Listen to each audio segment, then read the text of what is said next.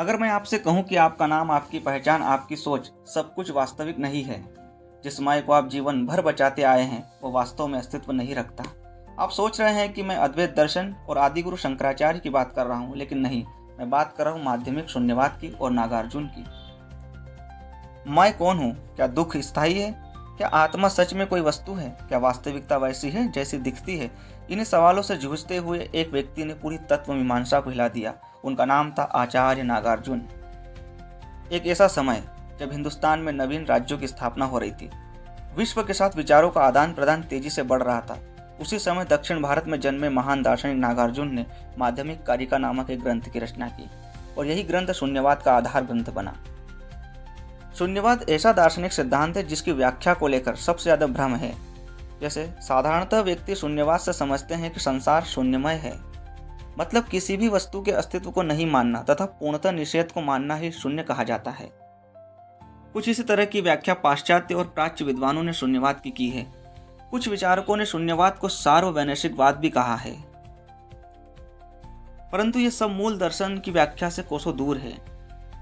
अब प्रश्न उठता है कि शून्य का माध्यमिक मत में क्या अर्थ है? शून्य का अर्थ माध्यमिक मत में शून्यता नहीं, बल्कि इसके विपरीत शून्य का अर्थ है वर्णनातीत।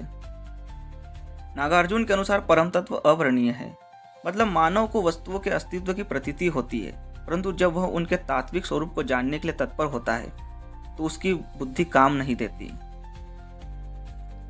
बुद्धि यह निश्चय नहीं कर पाती कि वस्तुओं का यथार्थ स्वरूप सत्य है या असत्य है, या सत्य तथा असत्य दोनों है, या ना तो सत्य है और ना ही असत्य है।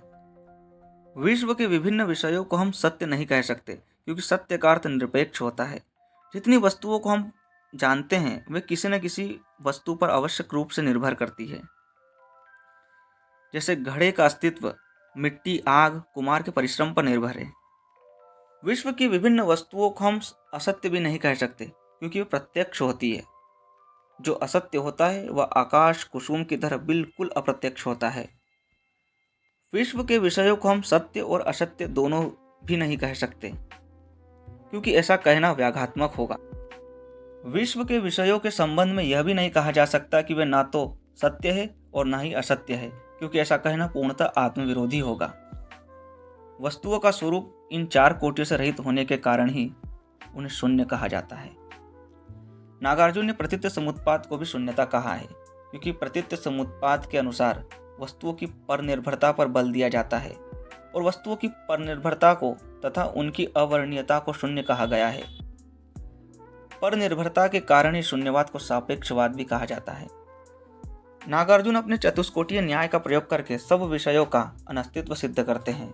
वे उत्पत्ति का खंडन करते हैं। वस्तु न स्वयं से उत्पन्न हो सकती है और न अन्य वस्तु से उत्पन्न हो सकती है। वस्तु स्वयं और अन्य वस्तु से भी उत्पन्न नहीं हो सकती, इसीलिए उत्पत्ति असंभव है। इसी प्रकार नागार्जुन पंचस्कंद, द्रव्य गुण और आत्मा को असत सिद्ध करते हैं और कार्य कारण सिद्धांत को भ्रम मानते हैं।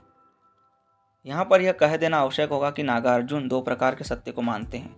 पहला है संवृत्ति सत्य, यह साधारण मनुष्यों के लिए है। दूसरा है परमार्थिक सत्य, यह निरपेक्ष रूप से सत्य है।